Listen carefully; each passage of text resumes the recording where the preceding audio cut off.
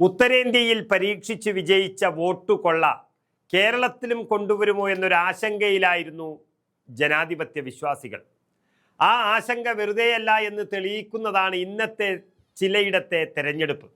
അതായത് തിരുവനന്തപുരം ജില്ലയിലെ പൂവച്ചലിൽ വോട്ടിംഗ് യന്ത്രത്തിൽ LDFന് രേഖപ്പെടുത്തുന്ന വോട്ടുകളെല്ലാം BJPക്ക് വീഴുന്നതായി പരാതി ലഭിച്ചു.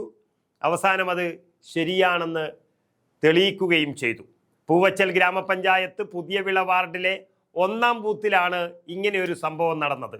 ഇത് കരുതിക്കൂട്ടിയുള്ളതാണോ എന്നുള്ളതാണ് ഇപ്പോൾ സംശയം. 84 വോട്ട് രേഖപ്പെടുത്തിയതിന് ശേഷമാണ് ഈ പരാതി ഉയർന്നു വന്നതും തുടർന്ന് 1.5 മണിക്കൂർ അവിടെ പോളിംഗ് തടസ്സപ്പെടുകയും ചെയ്തു. ഉദ്യോഗസ്ഥർ പുതിയ വോട്ടിംഗ് യന്ത്രം എത്തിച്ചാണ് വോട്ടിംഗ് പുനരാരംഭിച്ചത് എന്നുള്ള വാർത്തകളാണ് മുഴുവൻ വരുന്നത്.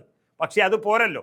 ഇത് എന്തുകൊണ്ട് നടന്നു, അല്ലെങ്കിൽ ഈ BJPക്ക് ചെയ്യുന്ന വോട്ടുകൾ LDFന് എങ്ങനെ പോയി, അല്ലെങ്കിൽ LDFന് ചെയ്ത വോട്ടുകൾ BJPക്ക് എങ്ങനെ പോയി എന്നുള്ളത് വളരെ വ്യക്തമായി പരിശോധിക്കേണ്ടതാണ്. നിലവിൽ പൂവച്ചൽ ഗ്രാമപഞ്ചായത്ത് പ്രസിഡന്റായിരിക്കുന്ന CPMന്റെ നേതാവ് സനൽകുമാർ മത്സരിക്കുന്ന വാർഡാണിത്. ഈ വിഷയത്തിൽ സംസ്ഥാന തെരഞ്ഞെടുപ്പ് കമ്മീഷന് പരാതി നൽകുമെന്ന് എല്ലാ രാഷ്ട്രീയ പാർട്ടികളും അറിയിച്ചിട്ടുണ്ട്. നേരത്തെ വോട്ട് ചെയ്തവർക്ക് റീപോളിംഗ് അവസരം നൽകണമെന്നുള്ള ഒരാവശ്യവും ഉയർന്നിരിക്കുകയാണ്.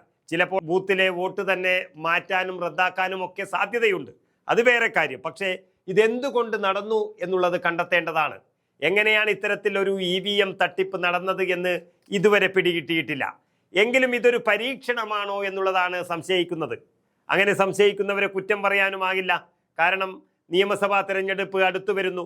ആ നിയമസഭാ തെരഞ്ഞെടുപ്പിൽ കേരളത്തിൽ BJPയും CPMും വ്യാപകമായി പരസ്പര ധാരണ ഉണ്ടാകുമെന്നുള്ള ഒരു വാർത്തയും പുറത്തു വരുന്നുണ്ട്.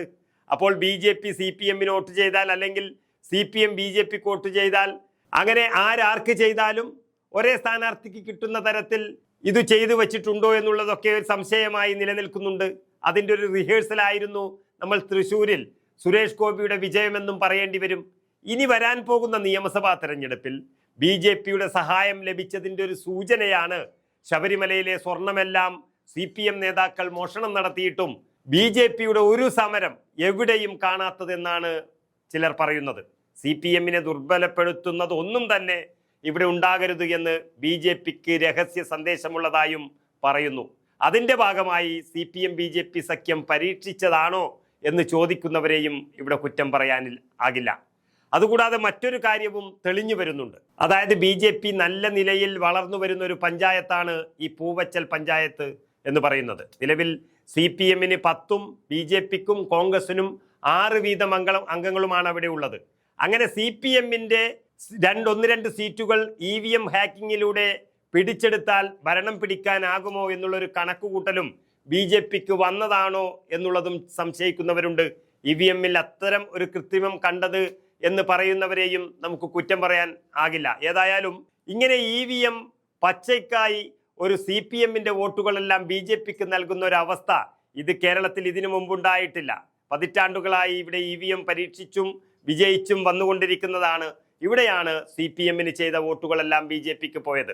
അങ്ങനെ ഉണ്ടായ ഒരു തെരഞ്ഞെടുപ്പിൽ ആ തെരഞ്ഞെടുപ്പ് റദ്ദാക്കുക മാത്രമല്ല, എന്തുകൊണ്ട് ഇങ്ങനെ സംഭവിച്ചു എന്നുള്ളത് കണ്ടെത്തേണ്ടതും തെരഞ്ഞെടുപ്പ് കമ്മീഷന്റെ ഉത്തരവാദിത്തമാണ്. ഏതായാലും ഇത് ഉത്തരേന്ത്യയിലൊക്കെ പറയുന്നതും കാണുന്നതും മാത്രമേ നമുക്കറിവുള്ളൂ. പക്ഷേ ഇത് കേരളത്തിൽ തന്നെ ഇത്തരമൊരു തെരഞ്ഞെടുപ്പ് രീതി വന്നത് അമ്പരന്നിരിക്കുകയാണ് കേരളം.